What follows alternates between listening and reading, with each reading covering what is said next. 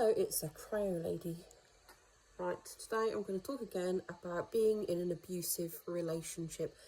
I was in an abusive relationship / marriage from the end of 1989, although it was alright then, to 2006 when I finally got shot of the beast. Now, I did not get rid of him because, let's just say, he left me. No, he didn't. I had him removed from the house. Now, it is a very scary thing to have to embark upon, because in my situation, I had 5 children. Their ages ranged from twins of 3. I had a 4-year-old. I think it was a 9-year-old and a 14-year-old. So it was quite a daunting thing to have to undertake, not to mention the fact that 2 of my children had autism, from the point that one went to a boarding school Monday to Friday, and the other one didn't actually speak until they were 7, so that's that. I was also in a military married quarter, so I had no option of being able to stay there. After I'd gotten shot of the old beast, Jambles we'll call him, I was contacted by the Navy and served notice to quit. Now, in reality, I probably could have stayed there for about 3 months and so on. I didn't actually realise what sort of things were on offer for me, but in all honesty, I was fairly lucky in one point, in the respect that the Navy supplied me with a social worker who helped me out on a few things. Now, the other thing as well that I had to contend with was the fact that my ex-husband, or my soon-to-be ex-husband, point blank refused to pay any maintenance towards any of his children, and in fact he thought that I should be paying him money. I was working part-time as a psychiatric nurse. I think I was working like 2-3 nights a week maybe at that point. I was a registered psychiatric nurse, what you like, senior staff nurse, whatever, but that's what I was doing, okay? And I'd done that for quite a while. I had none of my family, but when I actually had to find a house, so obviously I had to move into a rented property, I decided to go into the private sector. I didn't know at the time that I probably could have been put top of the list in social housing. I didn't know that. No, but I don't know. You just don't. There's just things you don't think about. I just assumed I'd have to go into private rentals, and in effect, I'm actually glad that I did. I didn't have any assistance with that. So I have family. I mean, things sort of, couldn't read things. I guess, could have been worse, I suppose, but were pretty bad. My parents weren't particularly helpful. In fact, they weren't helpful at all. I asked them if they would help me. They knew what I'd been through. They weren't supportive, they didn't care, and they point blank refused to help me out in any way, shape or form. That's Janice and Floyd. Janice and Floyd are not, they're well off. They're certainly well off and had a nice big house, but they would not help me. I approached my eldest sister, Fiona. She absolutely point blank refused to help me. The rest of my family, I approached my brother Howard. He was in a position to help me. He point blank refused to help me as well.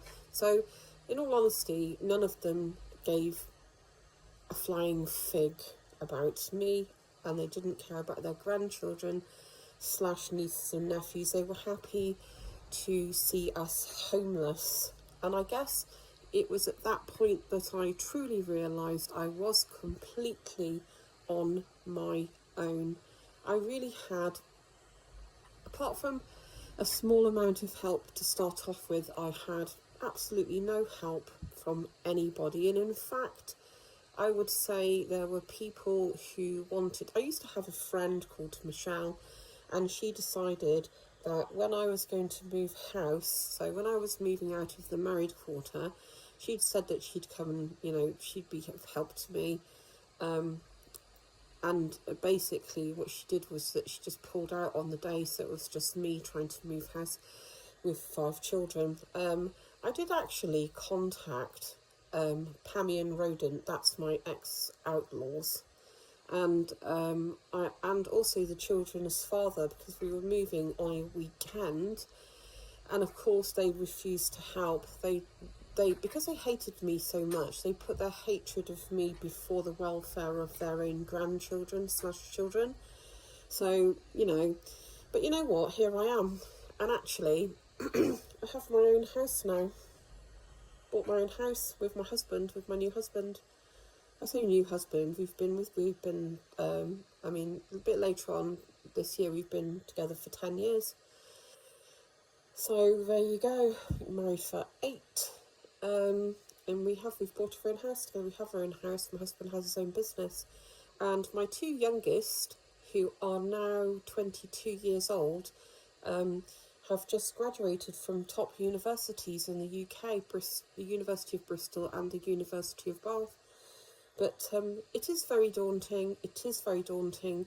However, here's the way I look at it. So my ex-husband's behaviour, when it was confined just to me, I could deal with that. It wasn't nice. I could deal with it.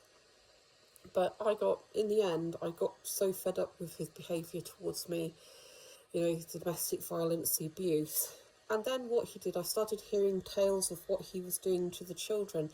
So he was taking my eldest 2, and he was locking them outside in the garden, in all weathers. And they'd have to cower in this little plastic playhouse that I had for the little ones. He's also turning somewhat sort of Victorian in his attitudes. So if we had to go and buy a birthday present, we would have to. He would have to accompany me, and he would spend his time muttering about plastic this and plastic that, and he would be, trying to go towards buying them wooden toys, and things like that. Which was just, they weren't little children. You couldn't buy them a box of building bricks. And every single Christmas he would kick off in front of them. So really, that was the main impetus. Just that and a couple of other things pushed me to the point where I thought, I don't care. I'm not having this. I'm not having him doing this to my children. I'm not having him make their lives a misery. So I got strong. And that's what you have to do. It takes a lot of nerve to phone the police. It took me a lot of courage to pick up that phone and call the police. It didn't turn out very well for me, to be honest with you, but it didn't stop me from doing it again, because I had to deal with the Ministry of Defence Police. And back then, I don't know if it's the same now, I wouldn't be surprised if it was, because I have very little faith overall in the police. But the Ministry of Defence Police, they basically took the side of my husband, despite the fact that I'd actually called them myself, and it's quite clear that he'd assaulted me. And they told me that I could get out of the house if I wanted to. This is at night, and that I couldn't take the children with me, and I was basically on my own. They were absolutely a disgusting pair of individuals, those police officers. And honestly, and then I had to put up with other behaviour from my husband, but I'll talk about that in a minute. So I'm going to finish